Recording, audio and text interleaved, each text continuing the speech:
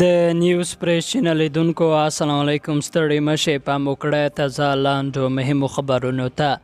سویل شین وایي هند باید د افغانستان له پخوانیو واکمنانو سره اړیکې پرې کړي.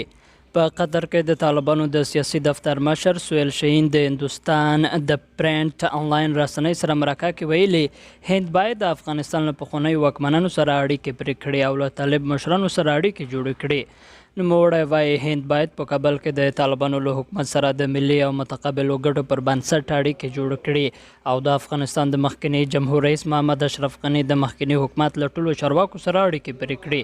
ښاغلي شین د هندوستان د پرنټ په نوم آنلاین رسنۍ سره مرکه کې د افغانستان او هند اړیکې مهمې بللې، خو د پخوانیو چارواکو سره یې د هند د اړیکو پرېکون د دواړو خواو په ګټه بللی.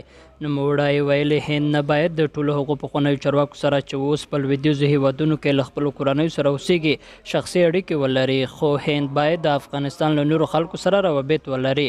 دوی هم دلته وو اوس هم دی، دا به د دوی لپاره ښه وي.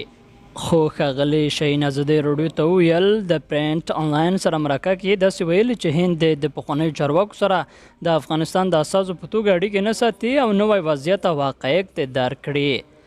او عمران خان د نوي حکومت پر ضد اسلام آباد کې د پلاتۍ وهلو خبر ورکړ. د پاکستان پخوانی صدر اعظم عمران خان له خپلو پلویانو غوښتي چې د مۍ په 15مه د نوي حکومت پر ضد د اعتراض لپاره تر اسلام آباد پورې مارش وکړي.